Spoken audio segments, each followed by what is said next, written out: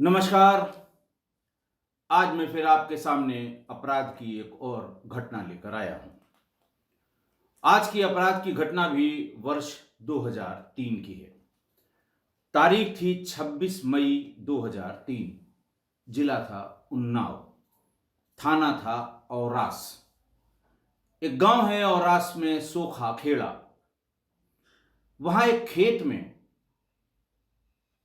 थोड़ी दूर पर एक जगह एक धड़ और दूसरी जगह एक सिर कटा हुआ पड़ा था। धड़ पर कोई भी कपड़ा नहीं था। सिर के पास एक चश्मा रखा हुआ था और धड़ के पास एक अंगोछा रखा हुआ था। मई का महीना था। गर्मी बहुत थी। सुबह करीब 6 बजे खेती के किसी काम की गरज से उस खेत में, जिस खेत में ये चीजें पड़ी हुई थी, उसके बगल वाले खेत के मालिक एक ट्रैक्टर लेकर खेत पर जा रहे थे। उनकी नजर इस नंगे धड़ पर पड़ी। उन्होंने ट्रैक्टर रोका, उतरकर भाग कर देखा। सिर वाला जो हिस्सा था, सिर विकृत बिल्कुल नहीं था, एकदम साफ सुथरा था, जिससे उसको पहचानने में कोई दिक्कत नहीं होती। धड़ के पास गए, धड़ पर कोई कपड़ा नहीं था, पास में अंगोछा पड़ा हुआ था। पहचानने में उनको थोड़ा सा ऐसा महसूस हुआ कि शायद ये गांव का ही कोई आदमी है। वो ट्रैक्टर लेकर वापस अपने गांव भाग गए। जाते ही हल्ला किया कि फला के खेत में एक धड़ और एक सिर अलग अलग पड़ा हुआ है। मुझे देखने में फला आदमी लग रहा है। खैर, पूरा गांव इकट्ठा हुआ, टूट पड़ा उस खेत पर। सबने जाकर नजदीक से देखा, इस गरज से कि कहीं वो उनका जानने वाला तो नहीं है। पुलिस को खबर भेजी गई। पुलिस आ गई। उसने भी बहुत कौतूहल से देखा। सफाई से काटा हुआ, एक झटके में काटा हुआ सिर और धड़, दोनों के बीच कोई 100 मीटर का फासला। चश्मा साफ सुथरा सिर के पास रखा हुआ, अंगोछा धड़ के पास रखा हुआ। फौरन हेडक्वार्टर को सूचना दी गई। Dog squad, forensic, field unit, crime branch सब बुला लिए गए, क्योंकि देखने में लड़के का शव ऐसा नहीं लग रहा था कि ये किसी अनायास किसी नशे में या किसी मजदूर जैसे दिखने वाले लोगों का। वो लग रहा था कि किसी पढ़े लिखे और अच्छे घर का लड़का लग रहा है।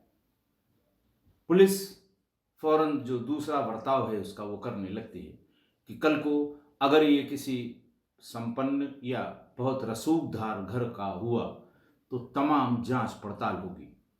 इसलिए सबको बुलाकर दिखाया गया। डॉग स्क्वाड वहां से मुख्य मार्ग तक आया, वहीं से फिर भटक गया। फोटोग्राफी की गई, अच्छी तरह से वीडियोग्राफी की गई। खेत चूंकि जुता हुआ नहीं था, इसलिए उसमें फुटप्रिंट या बूट या चप्पल के निशान नहीं मिले। कोई 12-1 बजे तक, 6 बजे की सूचना, कोई 12-1 बजे तक आसपास के भी गांव के लोगों को बुलाया गया। चूंकि शक्ल से वो लड़का यंगस्टर यानी कम उम्र का लग रहा था, इसलिए कम उम्र के बहुत से लड़के आसपास के गांव से भी आ गए। उन लोगों ने उस लड़के के सिर को देखकर पहचानने की कोशिश की। फेस बिल्कुल क्लियर था, लेकिन किसी ने नहीं पहचाना। करीब 8 घंटे तक पहचानने की मोहलत देने के बाद शव का पंचनामा किया गया और उसे सील मुहर करके पोस्टमार्टम के लिए जिला उन्नाव हेडक्वार्टर्स पर भेज दिया गया। इस बीच जिस लड़के की वो बॉडी थी, उसके परिजन परेशान हो गए। 26 और 27 2 दिन हो गए थे जब वो लड़का घर से 26 को निकला था, न 26 की रात लौट के आया, न 27 का पूरा दिन लौट कर आया।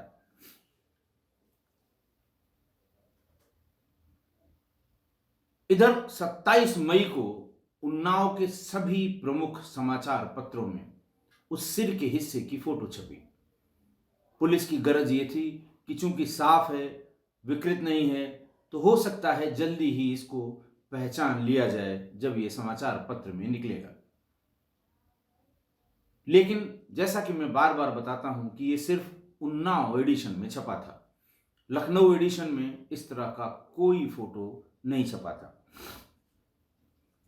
26-27 जब उस लड़के के घर वाले बहुत दौड़े तो लखनऊ यूनिवर्सिटी जहां वो पढ़ता था वहां गए।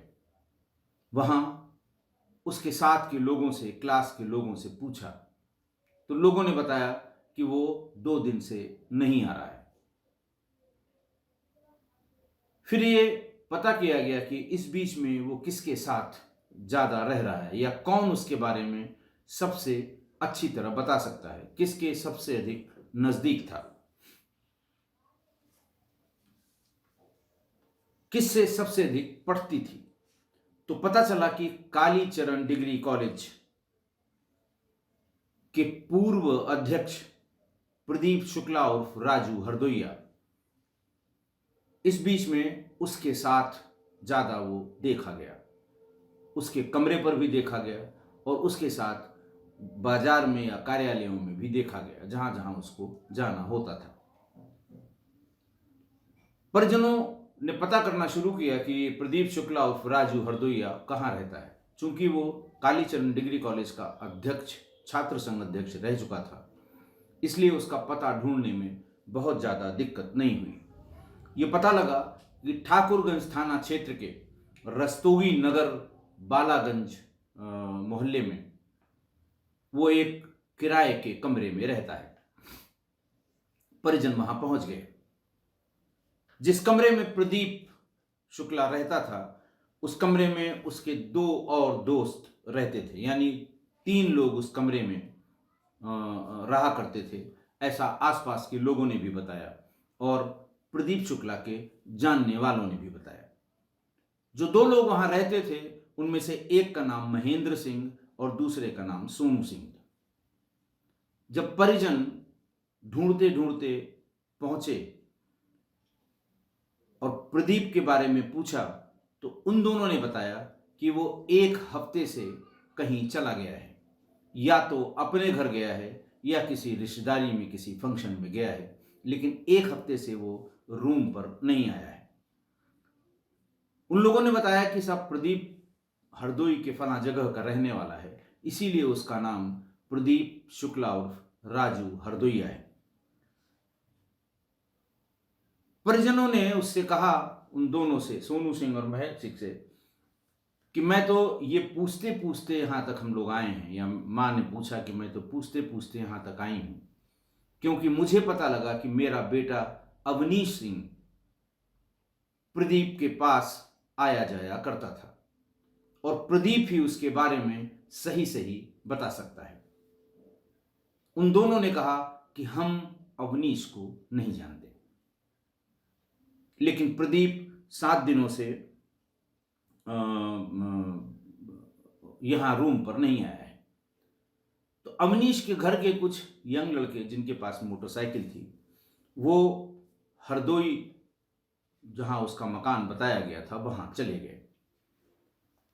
घर वालों ने बताया कि यहां 1 महीने पहले आया था। पिछले 7 दिनों में न वो यहां आया है, न किसी रिश्तेदारी में यह सूचना मिली है कि वो वहां गया हुआ है। पर यह बात सुन के प्रदीप के घर वाले भी परेशान हुए कि 7 दिन से वो अपने रूम पर नहीं है। धीरे धीरे गांव में भी यह बात पता लग गई। उसकी उम्र के लड़के, उनको जब पता लगा कि अध्यक्ष जी न तो घर आए हैं न 1 हफ्ते से अपने रूम पर हैं, वो सब भी चिंतित हुए। 2-4 मोटरसाइकिलों पर सवार होकर वो सब अवनीश के परिजनों के साथ रस्तोगी नगर बालागंज के उस कमरे में पहुंचे। उन्होंने भी सोनू और महेंद्र से बात की। उनको भी यही बात बताई गई कि 1 हफ्ते से वो नहीं है।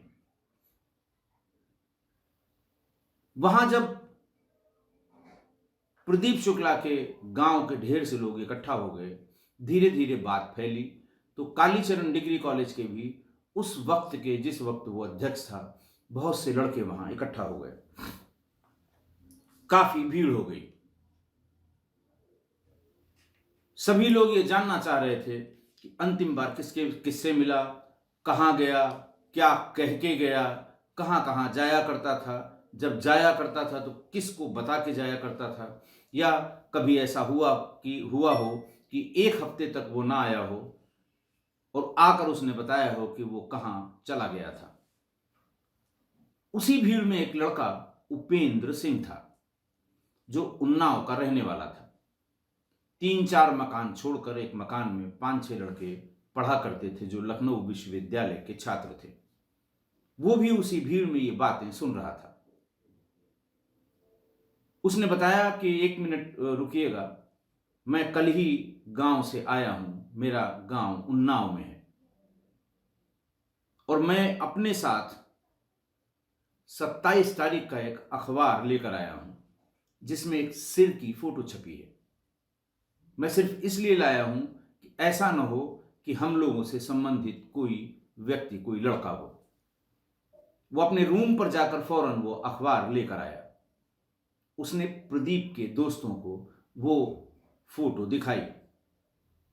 फोटो के पास जो चश्मा था, उस पर किसी की नजर पहले नहीं पड़ी थी, लेकिन प्रदीप के दोस्तों की नजर उस चश्मे पर पड़ गई। उन्होंने बताया कि चश्मा तो प्रदीप का है, लेकिन ये सिर प्रदीप का नहीं है। बहुत स्पष्ट दिखाई दे रहा है, जो सिर दिखाई दे रहा है वो गोले चेहरे का है, और प्रदीप थोड़ा लंबे चेहरे का, उसकी जो शक्ल है वो इस तरह की है। खैर, धीरे धीरे वो अखबार एक दूसरे के हाथ चलते चलते अवनीश के घर वालों के पास पहुंच गया। जैसे ही अवनीश के घर वालों ने सिर के उस हिस्से के चेहरे को देखा, उसका भाई और मां दहाड़ मारकर रोने लगी, और उन्होंने कहा कि यही अवनीश है, जिसको पिछले 3 दिन से हम लोग ढूंढ रहे हैं। उधर प्रदीप के जानने वाले, जिन्होंने उसका चश्मा देखा, वो इस चक्कर में पड़ गए कि ये लाश तो, यानी बॉडी तो ये अवनीश की है, लेकिन चश्मा वहां पर प्रदीप का कैसे पहुंचा। अखबार के खबर में यह भी लिखा था कि धड़ के पास एक अंगोछा था, लेकिन फोटो उसकी नहीं थी। प्रदीप के साथियों ने इंटरप्रेट किया कि ऐसा लगता है कि प्रदीप ने ही इसकी हत्या कर दी, और चलते समय उसका चश्मा गिर गया, या अंधेरे में वो भूल गया। ऐसे इंटरप्रिटेशन जब एक दूसरे के कानों से होते हुए सब तक पहुंचे, तो धीरे धीरे प्रदीप के जानने वाले लड़के वहां से खिसक गए। इधर अवनीश के माता पिता, एक चचेरा भाई, ये सारे लोग उन्नाव के लिए रवाना हुए। रास्ते में औरास थाने पहुंचे, जिसमें खबर का जिक्र था। लोगों ने बताया कि बॉडी मॉर्चरी में भेज दी गई थी। चूंकि पोस्टमार्टम अज्ञात में हुआ है, इसलिए 72 घंटे वो मॉर्चरी में ही रखी जाएगी। आप लोग देख लीजिए, हमें उम्मीद है कि वो बॉडी मॉर्चरी में ही रखी होगी। पूरे परिवार ने बॉडी और चेहरे से उसको पहचान लिया, लेकिन शरीर पर कोई भी कपड़ा नहीं था। धड़ के पास एक अंगोछा मिला था, और सिर के पास एक चश्मा। प्रदीप के एक भाई और एक उनके रिश्तेदार भी वहां पहुंचे। वो इस गरज से गए कि फोटो में चश्मे को देखकर ये कहना कि ये प्रदीप का ही है, ठीक नहीं है। हम लोग वहां जाकर उस चश्मे को खुद देखेंगे, तभी ये कंफर्म होगा कि वाकई चश्मा किसका था। वहां जाने पर यह पता लगा कि चश्मा और अंगोछा, 2 चीजें एक धड़ के पास, एक सिर के पास मिली थी। उन दोनों को दिखाया गया प्रदीप के भाइयों को। आश्चर्यजनक उनको लगा कि चश्मा और अंगोछा दोनों ही प्रदीप का था। वो दोनों परेशान हो गए। बहरहाल पीएम रिपोर्ट की कॉपी लेकर अवनीश के घर वाले औरास थाना पहुंचे, एक तहरीर दी और 302 का मुकदमा लिखवा दिया। हालांकि उसमें प्रदीप को नामजद नहीं किया, लेकिन यह लिखा कि सिर के पास जो चश्मा पाया गया वो प्रदीप का है, धड़ के पास जो अंगोछा पाया गया वो भी प्रदीप का है। अज्ञात लोगों के विरुद्ध ये मुकदमा लिखा गया। बॉडी लेकर अविनाश के घर वाले लखनऊ आ गए और अंतिम संस्कार कर दिया। ठाकुरगंज की पुलिस ने विवेचना शुरू की, क्योंकि दोनों परिवारों ने प्रदीप और अवनीश के ये कहा कि अंतिम बार दोनों इसी रूम पर देखे गए थे। लिहाजा विवेचना ठाकुरगंज की पुलिस ही करेगी। डीआईजी रेंज को अधिकार है। हालांकि बॉडी जहां मिली थी वहां 302 का मुकदमा लिखा गया था, लेकिन डीआईजी रेंज ने इस संबंध में एक आदेश किया कि ये विवेचना ठाकुरगंज पुलिस द्वारा ही की जाएगी। लिहाजा उन्होंने विवेचना शुरू की। जिस रूम में प्रदीप रहता था उसमें मैंने पहले ही बताया कि सोनू सिंह और महेंद्र सिंह रहते थे और अवनीश उनसे अक्सर मिलने आता था। ये बात आईओ को यानी इन्वेस्टिगेटिंग ऑफिसर को अलग अलग स्रोतों से पता लगी। पुलिस ने महेंद्र और सोनू से पूछताछ शुरू की। पहले तो महेंद्र और सोनू दोनों ने साफ मना कर दिया कि वो किसी अवनीश सिंह लड़के को जानते भी हैं। पुलिस ने अगल बगल बहुत से वहाँ छात्र लखनऊ यूनिवर्सिटी में या डिग्री कॉलेजेस में पढ़ने वाले हैं, उनसे पूछा। उन लोगों ने बताया कि नहीं, अवनीश यहाँ आया करता था, लेकिन वो मित्र प्रदीप सिंह का ही था। इन दोनों से उसका कोई लेना देना नहीं था। लेकिन अगर वो ये कहते हैं कि वो जानते ही नहीं हैं तो गलत कहते हैं। सबूत के तौर पे लड़कों ने ये भी बताया कि ये लोग जहाँ पर चाय पीने या समोसा खाने जाते हैं, अक्सर अवनीश के आने के बाद चारों लोग वहाँ पर चाय या समोसा खाते पीते हैं। उस दुकानदार से भी या उस चाय वाले से भी कंफर्म किया जाए। पुलिस की टीम उसके पास भी पहुंची। धीरे धीरे पूछने पर उसने बताया कि बिल्कुल सही है, वैसे तो ये 3 लोग आते हैं, लेकिन एक चौथा आदमी भी अक्सर इनके साथ आकर चाय पीता था। उसका हुलिया उन लोगों ने बताया जो बिल्कुल अवनीश के हुलिया से मिलता जुलता था।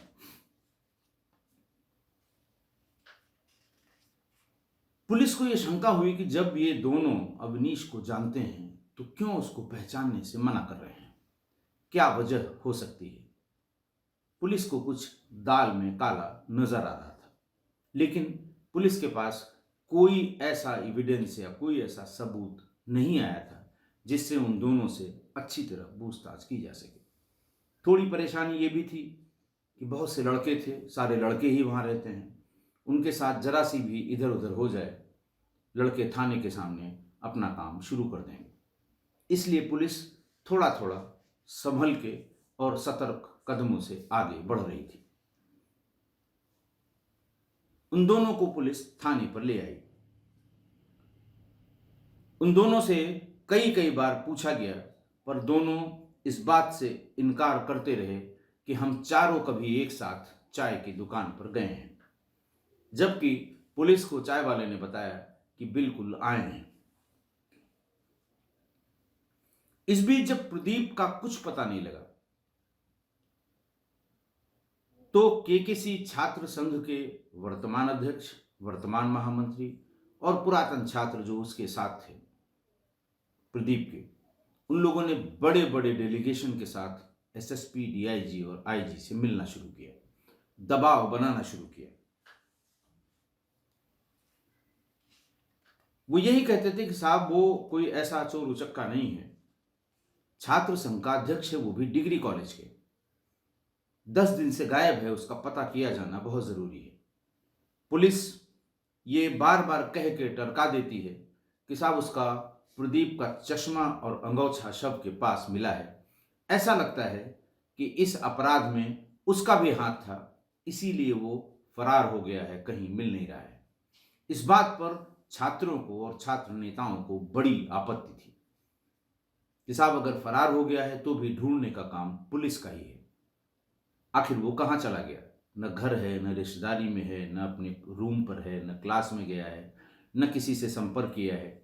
कोई इस बीच में उससे मिलने वाला नहीं मिला जो सामान्य रूप से उससे मिलते रहते थे।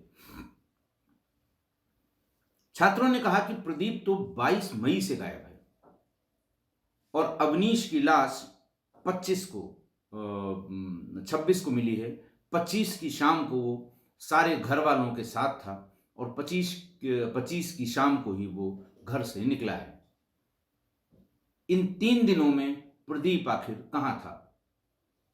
पुलिस का यह कहना कि वो मौके पर रहा होगा तभी उसका चश्मा अंगोछा वहां गिरा हुआ था, ये बात ठीक नहीं है।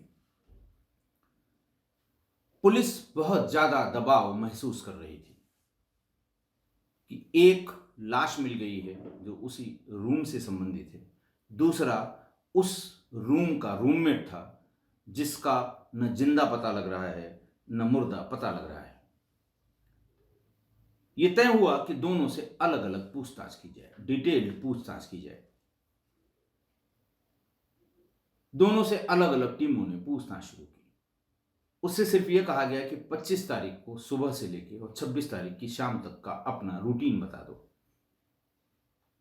कितने बजे उठे, कितने बजे नहाए, कितने बजे आपने नाश्ता किया, नाश्ता कहाँ किया, क्या क्या नाश्ता किया, कपड़ा पहन के निकले, फिर किससे मिले, फिर किससे मिले, फिर कितने बजे लौट के आपने खाना खाया, किसके साथ खाना खाया, कहाँ कहाँ खाया।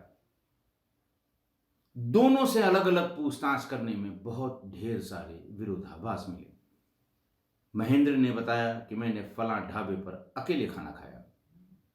सोनू ने बताया कि हम दोनों ने मिलकर फलां ढाबे पर हम लोग गए थे और दोनों ने एक साथ खाना खाया। पुलिस ऐसी छोटी छोटी डिटेल सी पूछती है ताकि इन दोनों में अगर सामंजस्य नहीं है या सामंजस्य था तो जानबूझ के अलग अलग स्टोरी बनाएंगे। जब 3-4 बड़े विरोधाभास मिले तो पुलिस दबाव में तो पहले से ही थी। पुलिस ने अपना काम शुरू कर दिया। दोनों से अलग अलग विशिष्ट श्रेणी की पूछताछ शुरू हो गई, श्रेणीबद्ध पूछताछ शुरू हो गई। सोनू सिंह तो सत्य बोलक यंत्र तक बस पहुंच ही पाया था कि टूट गया, पर महेंद्र सत्य बोलक यंत्र को भी पार कर गया, उसके बाद टूट पाया और तब पूरी बात पता चली कि दरअसल हुआ क्या था। रस्तोगी नगर बालागंज में जिस किराए के मकान में ये तीनों रहते थे, उसके बगल में एक मकान था स्वतंत्रता सेनानी सरजू प्रसाद कपूर का, जो कुछ अरसा पहले फौत हो गए थे, जिनका निधन हो गया था। चूंकि उनका कोई वारिस नहीं था, इसलिए अगल बगल वालों ने पुलिस की उपस्थिति में उसमें एक ताला बंद कर दिया था कि हो सकता है इनके कोई भाई भतीजे जिनको जानकारी हो वो बाद में आए, अपने वारिस होने का दावा करें, तब फिर ताला खोल के उन्हें जाने दिया जाएगा। लगभग 1 साल पहले सोनू, महेंद्र और प्रदीप शुक्ला तीनों की नीयत इस मकान पर खराब हो गई। एक रात इन्होंने इसका ताला तोड़ा और तीनों उसके भीतर मैं माल असबाब के घुस गए। इस लावारिस मकान पर इन्होंने कब्जा कर लिया। प्रदीप शुक्ला चूंकि छात्र संघ अध्यक्ष रहा था, 4-6 लड़कों को रोज इकट्ठा करके इस मकान के पेपर्स को नगर निगम और कलेक्ट्रेट, तहसील में तलाश करता रहा और ये पेपर्स मिल भी गए। दरअसल इस मकान का ओनर सरजू प्रसाद कपूर ही था, जिसकी मृत्यु हो गई, जो स्वतंत्रता संग्राम सेनानी थे और इलाके में बहुत प्रतिष्ठित व्यक्ति के रूप में जाने जाते थे। इन तीनों ने मिलकर एक फर्जी वसीयतनामा तैयार कराया। वसीयतनामा के आधार पर इन्होंने इस मकान के जो मालिक का दर्जा होता है वो कागज पर प्राप्त कर लिया और फिर दलालों से इस मकान को बेचने की बात करने लगे। सौदेबाजी शुरू हो गई। तीनों ने ये मिलके तय किया कि इस मकान को जल्दी बेच दो, पता नहीं कौन कब आ जाए इसको क्लेम करने के लिए, और जो पैसा मिलेगा हम तीनों बराबर बराबर बांट लेंगे। तीनों जब एक साथ बैठे हुए थे तो एक दिन प्रदीप ने कहा कि देखो, इसके पेपर्स के निकालने में, वसीयत तैयार करने में, अमल दरामद तहसील में कराने पर अपने नाम चढ़वाने के लिए बहुत मेहनत की है अवनीश सिंह ने, इसलिए हक उसका भी बनता है। एक तो हक की बात हुई, दूसरा इसको सारी जानकारी है। अगर इस पैसे के बंटवारे में इसे शामिल नहीं किया तो ये किसी दिन भंडा फोड़ देगा, हम सभी लोग फंसेंगे। तमाम तर्क देने के बाद भी सोनू सिंह और महेंद्र सिंह को यह बात बुरी लगी कि एक हिस्सेदार प्रदीप ने और बढ़ा दिया। इन दोनों ने बैठकर ये डिसाइड किया कि अगर प्रदीप सिंह और अवनीश को मार दिया जाए तो दो हिस्सेदार कम हो जाएंगे और फिर ये जो पैसा मिलेगा हम दोनों के बीच ही बांटा जाएगा। 22 मई की रात उसी कब्जे वाले मकान में शराब की एक पार्टी तीनों पार्टनर्स ने, जो रूममेट्स थे, वहां एक शराब की पार्टी रखी गई जिसमें वो दोनों और प्रदीप थे। सोनू सिंह ने बाजार से 30 टेबलेट नींद की दवाइयों के ले आया। उसे अच्छी तरह पिसवा के दो अलग अलग पुड़िया में जेब में रख लिया। फिर शराब पीनी शुरू की। मौका नहीं लग रहा था कि प्रदीप की शराब में ये पाउडर डाला जाए। जब ऑलमोस्ट ये खत्म करने वाले थे, इस बीच में प्रदीप उठकर वॉशरूम चला गया। उसकी खाली गिलास में ये दोनों पुड़िया पाउडर डालकर उसमें इन लोगों ने शराब और पानी जो भी मिलाया जाता है मिला दिया।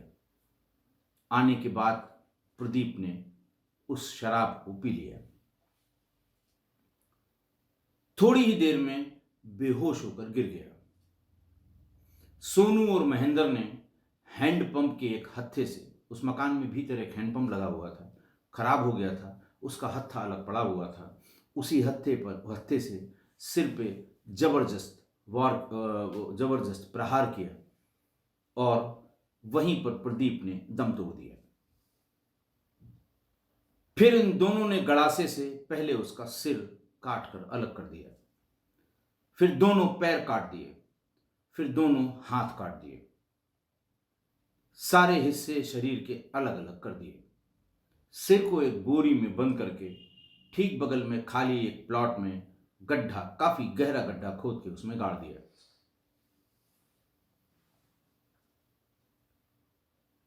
जिस गड़ासे से इसको काटा था उसको वहीं जंगल में झाड़ियों के नीचे, पत्तियों के नीचे छिपा दिया। पेड़ के नीचे जहां पत्तियां झड़ी होती हैं, मई जून का महीना था, पत्तियां बहुत जमीन पर पड़ी थी, उसी के नीचे छिपा दिया। दाहिना पैर पास के कुएं में फेंक दिया। बायां पैर और दोनों हाथ वहां से करीब 1 किलोमीटर या 2 किलोमीटर दूर एक जंगल में ले जाकर फेंक दिया। हरदोई रोड की तरफ थोड़ा जंगली इलाका है। धड़ को जल निगम के पंपिंग स्टेशन के पीछे डाल दिया।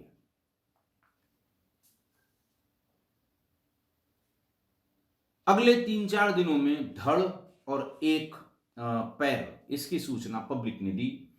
पुलिस ने सील बंद किया, पंचायतनामा के लिए भेज दिया, लेकिन दोनों में कोई कनेक्शन स्टेब्लिश नहीं हुआ, न ही कोई आइडेंटिटी स्टेब्लिश हुई। इसी बीच 2 दिन तक लगातार अवनीश कमरे पर आता रहा और प्रदीप उर्फ राजू हरदोइया के बारे में पूछताछ करता रहा कि भाई कहाँ चला गया, बिना बताए कैसे चला गया, तुम लोगों को क्या बताया, कितने बजे आया था, कितने बजे निकला, तमाम सवाल। 25 तारीख को जब वो फिर आके गया तो इन दोनों ने कहा कि इसको भी जल्दी हटाना होगा, ये कुछ ज्यादा ही पूछताछ कर रहा है। लोकल आदमी है, कल को लोगों को खड़ा करेगा, हमको परेशानी होगी। 25 मई की शाम को दोनों ने अवनीश से कहा कि हम भी बहुत परेशान थे आपकी बात सुन सुनकर, हमने पूरा पता कर लिया है, उन्नाव के एक रास्ते में उसका बहुत खराब एक्सीडेंट हो गया था, वो अस्पताल में है, बेहोश है, बोल नहीं सकता है। इतना सुनते ही अवनीश को कहा कि तुम देखने चलना चाहो तो चलो, हम लोग जा रहे हैं। सोनू और महेंद्र के बीच में अवनीश बैठ गया।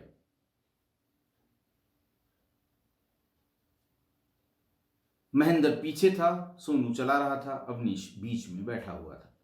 ये जैसे ही औरास के पास उस जंगल में पहुंचे, पीछे बैठे हुए महेंद्र ने एक रस्सी निकाल के झटके में उसके गर्दन को कसना शुरू किया।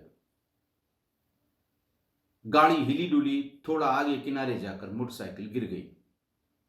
उसके गिरते ही ये लोग उस पर सवार हो गए, सिर पे गर्दन के फंदे को कस के उसे घसीट के भीतर तक ले गए और वहीं एक बांके से सिर और धड़ को बिल्कुल अलग कर दिया। इन लोगों ने पहले प्लान किया था कि हम जूता, अंगोछा और चश्मा लेकर चलेंगे। बॉडी के पास जूता, अंगोछा और चश्मा रखा जाएगा। जब कभी पहचान होगी तो ठीक है, नहीं होगी तो जो कुछ हम लोगों ने डिस्पोज ऑफ किया है वो खत्म हो जाएगा। जब कभी पहचान होगी तो यही पहचाना जाएगा कि ये जूता तो प्रदीप का है, चश्मा तो प्रदीप का है और अंगोछा तो प्रदीप का है। पुलिस प्रदीप को ढूंढना शुरू करेगी, फिर पुलिस उसको फरार घोषित कर देगी। तब तक 1-2 महीने बीत जाएंगे और फिर प्रदीप के लाश के किसी अंग में कुछ नहीं बचेगा। वहां जाकर देखा तो लगता है, इनको लगा कि शायद मोटरसाइकिल के गिरते वक्त पॉलीथीन में रखा हुआ वो जूता भी कहीं गिर गया, पर अंगोछा और चश्मा उनके पास था। सिर को धड़ से अलग किया, सारे कपड़े उतारे, बगल में नहर थी, नहर में उन कपड़ों को बहा दिया। पहने हुए जूते और कपड़ों को सबको नहर के पानी में बहा दिया और अंगोछा और चश्मे को धड़ और सिर के पास रखकर वहां से सीधे वापस आ गए। पूरी घटना में जो एविडेंस के तौर पे जो समय था, जैसे वहां पर बॉडी के मिलने का समय, पोस्टमार्टम में हत्या का समय, ये सब टैली हो गया और सिर प्रदीप का प्लॉट से खोद कर निकाल लिया गया। कुएं से एक टांग, जो मैंने बताया था कि बाईं टांग कुएं में फेंक दिया था, दाहिना पैर भी बरामद हो गया। बायां पैर और धड़ का हिस्सा पुलिस ने पहले बरामद कर लिया था। उनकी टाइमिंग से ये बात बिल्कुल सच पाई गई जो इन दोनों ने बताई थी। 7 जून 2003 को दोनों को गिरफ्तार करके जेल भेज दिया गया, सोनू सिंह और महेंद्र सिंह को। आज की घटना, अपने अपने जनपदों से पढ़ाई के लिए किसी यूनिवर्सिटी या डिग्री कॉलेज में जो लोग आते हैं और बीच में छात्रों की राजनीति में उतर जाते हैं, उसमें सक्सेसफुल होने के बाद जैसा कि इन लोगों ने किया, इनके मन में एक मकान का लालच समा गया। ऐसा इसलिए कि इस तरह का इतिहास पूर्व के छात्र नेताओं का रहा है, चाहे लखनऊ यूनिवर्सिटी के हों, चाहे कालीचरण डिग्री कॉलेज के हों या केकेसी के रहे हों। अपने आप को छात्र नेता के रूप में इस्टेब्लिश करने के बाद पहला काम एक ठिकाने की तलाश होती है। आप लोग भी अपने अपने जनपदों में जहां डिग्री कॉलेज या बड़े कॉलेज या यूनिवर्सिटी है, वहाँ देखिएगा 25 साल 30 साल पहले के जो छात्र नेता हैं वो अब किस मकान में रह रहे हैं और तब किस मकान में रहते थे। आपको यही इतिहास मिलेगा। मैं ये नहीं कहता कि सारे छात्र नेता यही करते हैं, लेकिन काफ़ी छात्र नेता यही करते हैं। बहुत से छात्र नेता बहुत ईमान धर्म वाले होते हैं, बड़े सक्सेसफुल हैं और आज बहुत बड़ी बड़ी जगहों पर हैं, लेकिन जो ऐसा करते हैं उनका भी हश्र आप इतिहास पे नज़र डालकर देख सकते हैं, क्योंकि इनके पास छात्रों की भीड़ होती है। ये किसी डिस्प्यूटेड मकान, किसी बंद मकान, किसी गरीब का मकान या किसी वृद्ध व्यक्ति या दंपत्ति का मकान जिसमें वो सहायता के नाम पर घुसते हैं, भीड़ लेकर घुसते हैं और फिर हमेशा के लिए कब्जा कर लेते हैं। और कपूर साहब के इस मकान की लालच ऐसा सिर चढ़कर बोली इन लोगों के कि दो दोस्तों ने अपने दो दोस्तों के शरीर के कई कई टुकड़े कर दिए। आप भी ऐसे लोगों से सावधान रहें जो भीड़ लेकर आपके किसी संपत्ति के विवाद में आपकी मदद करने के लिए आतुर रहते हैं। सावधान रहिए उनसे। एक बार वो भीतर आ गए आपकी संपत्ति के, फिर आप कुछ नहीं कर पाएंगे। हो सकता है जान से भी हाथ धोना पड़े। इसलिए जिस किसी को अपने मकान में रखें या आने दें या डिस्प्यूट सॉल्व करने की बात उनसे करें, प्रॉपर लिखा पढ़ी जरूर कर लें, कॉन्ट्रैक्ट जरूर साइन करा दें। और पहले मैं बता चुका हूं निशादगंज के एक मामले में जिसमें नावल्द एक महिला टीचर मारी गई थी, कि अगर आपके आस पड़ोस में ऐसे इशूलेस नावल्द या बिना वारिस के लोग रह रहे हैं तो उनको कानूनी सहायता जरूर प्रदान कराएं। बहुत सी वेबसाइट पर बहुत ढेर सारे लोगों के नाम पते हैं। उनको बताएं कि आप अपने बाद के लिए अपनी प्रॉपर्टी को सेव करिए, कैसे कैसे किया जा सकता है। उनकी ज़रूर मदद कर दें, वरना उनके साथ कोई हादसा भी होगा और उनकी प्रॉपर्टी भी नहीं बचेगी। आशा है आप मेरी इस बात से सहमत होंगे। आज के लिए बस इतना ही। बहुत बहुत धन्यवाद।